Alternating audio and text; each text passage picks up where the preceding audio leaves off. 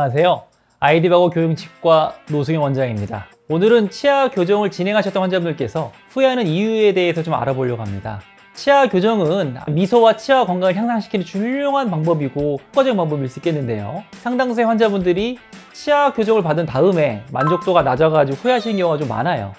그래서 다시 비용을 들여서 재교정하시는 경우가 많은데, 치아 교정은 이제 치아를 이동시키는 거니까 정밀한 의료 시술이 필요하고요. 정말 신중한 선택이 필요합니다. 왜냐면은 그거를 잘 유지해야 되는데 중간에 또 틀어져서 다시 교정한다면 안타까운 일이 벌어질 수 있기 때문에 그렇습니다. 교정 후 가장 후회하시는 이유 중에 하나는 부적절한 진단하고 계획을 짜신 경우가 좀 많이 있거든요.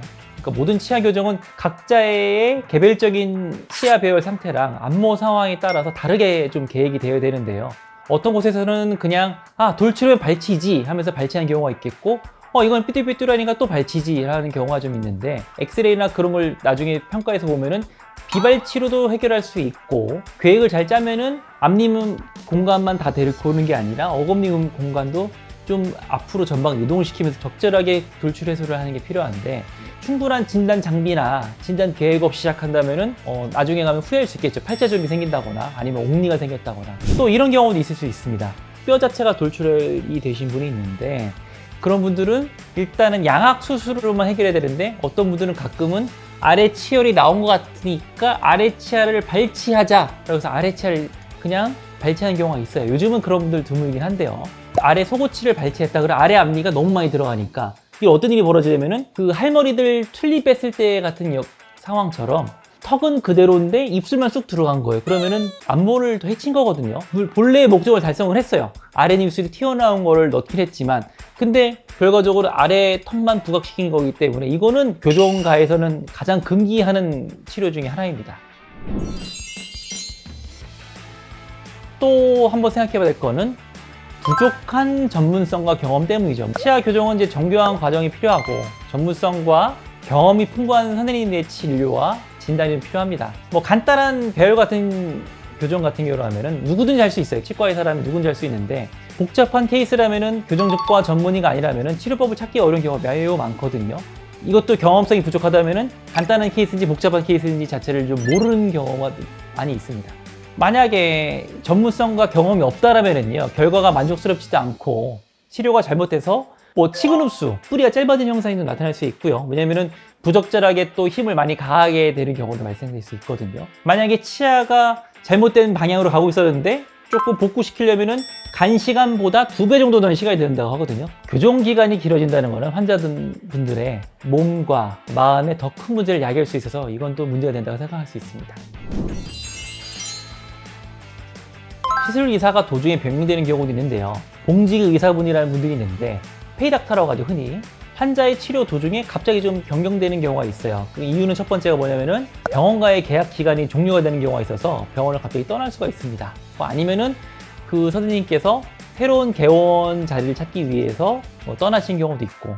근데 문제는 뭐냐면은 이전 치료 원장님하고 새로 오신 원장님하고 치료 철학이 다른 경우가 좀 문제인데요. 발치랑 비발치를 선호하시는 분들도 원장님마다 좀 다른 경우가 많고, 발치를 해결하는 방법도 어떤 분들은 루프 메카닉이라고 해서 루프를 써서 당기시는 분도 있고, 어떤 분들은 파워체인 메카닉이라고 해서 고무줄을 이용해서 당기시는 분이 많이 있는데, 만약에 루프를 통해서 잘 당기고 있었는데 원장님이 스타일이 이걸 잘 안 좋아하시는 분이다, 그럼 당연히 파워체인 테크닉으로 바꿔야 되거든요. 근데 그 과정을 변경하는 동안 2-3달이나 길면 6개월이 걸릴 수 있거든요. 그 스타일을 바꾸는 데는 시간이 걸리는데, 환자분은 왜 갑자기 또 치료가 한참 잘 당기고 있었는데 왜 바뀌었지? 이런 게 사실 6개월간 치료 기간이 늘어난 거거든요. 그런 거기 때문에 좀 불만족스러울 수도 있을 겁니다. 또 품질과 가격의 불일치라는 경우가 생길 수 있겠는데, 이게 무슨 소리냐면요, 덤핑이죠. 저렴한 가격으로 치아 교정을 진행하는 경우인데요, 이런 경우에서는 정품 재료를 쓴다기보다는 조금 더 비슷한 가품, 중국산 재료를 쓴다는 경우가 좀 많이 있겠죠. 처음에는 전후의 차이를 알 수 없습니다. 근데 결과적으로 치료가 마무리될 때쯤에 이제 뭔가 좀 대개치아 배열이 좀 틀어졌다거나, 아니면은 전반적인 뭔가 좀 치료하는 도중에서 장치가 많이 떨어진다거나, 그러기 때문에 치료 기간이 늘어나거나, 뭔가가 완성도에 좀 미비한 결과가 나타날 수 있거든요. 그렇기 때문에 치료 결과에 좀 안 좋은 결과가 미칠 수 있고요. 따라서 의술은 공산품이 아니기 때문에 가격으로 단순히 비교하는 것은 위험하고요. 진료의사의 수준이나 병원 장비를 고려해서 복합적으로 판단하는 게 매우 중요하다고 생각합니다. 시술이라는 거는, 의술이라는 거는 사람이 하는 거기 때문에 가격으로만 비교하는 게 아니라 의술에 대한 뭐 세밀성, 정밀도, 뭐 전문성 그런 걸 다 따져야 되기 때문에 가격이 낮은 것만으로는 치료의 결과를 보장할 수 없을 겁니다. 그래서 결국에는 저렴하게 치료하셨던 환자분들께서 한 번에 끝낼 수 있을 거를 거의 1.5배, 2배 가량 비용을 들여서 재비용하시는 분이 있으니까 당연히 가격만 싸다고 해서 고를 건 아니라 생각합니다. 사후 안정성도 고려해야 될 상황이긴 한데요. 부부 교정 같은 경우는 6개월 안쪽에 끝나고, 전체 교정 같은 경우는 길게 가면 뭐 2년, 2년 반, 뭐 그렇게까지 걸리는 시술이거든요. 교정 기간보다는 평생이 더 긴 거거든요. 근데 유지하는 기간이 매우 중요한 거고, 유지를 어떻게 잘 하느냐에 따라 이 시술의 성패가 달려있는 거겠죠. 왜냐면 뭐 아무리 짧게 빨리 했다고 해서 뭐 5년 안쪽으로 다 틀어지거나 아니면 무너지거나 그러면은 이 시술은 실패한 거나 다름없다고 보기 때문에 그렇습니다. 이런 경우가 있을 수 있어요. 본인이 치료한 병원이 갑자기 없어졌다. 이 말은 즉슨 자기 상태를 누구보다 잘 아는 치과 원장님이 사라졌다는 거거든요. 그러니까 전후를 모르는 거죠. 전을 모르는 교합 상태, 이전을 모르는 교합 상태 말씀드린다는 거는 좀 조심스러운 문제이기 때문에 더 전문성 있는 대답을 잘 못 드릴 거예요. 그렇기 때문에 환자분들께서 오실 때는 치료 후에도 계속 꾸준히 위치해서 내 치료를 계속 평생을 관리해 줄 수 있겠구나 라는 믿음 있는 치과를 다녀야 될 겁니다. 저렴한 병원, 뭐 수가가 낮은 병원, 그런 경우는 알고 보면 주변에서 10년을 못 버티고 5년을 못 버티고 사라지는 병원이 많습니다.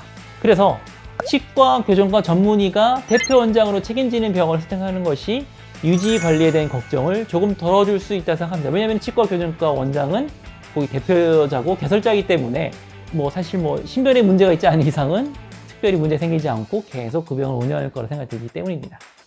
오늘은 치아 교정을 진행하고 후회하는 경우에 대해서 좀 알아보았습니다. 결론적으로 부적절한 진단과 계획, 부족한 전문성과 경험, 그리고 치료의사가 도중에 변경되거나 품질과 가격의 불일치, 그리고 사후 안전성 등이 후회의 원인이 될 수 있겠네요.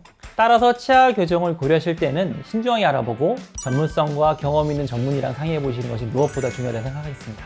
건강한 치아와 아름다운 미소를 향한 첫걸음, 아이비 마고 교정치과 노승영 원장이었습니다. 감사합니다.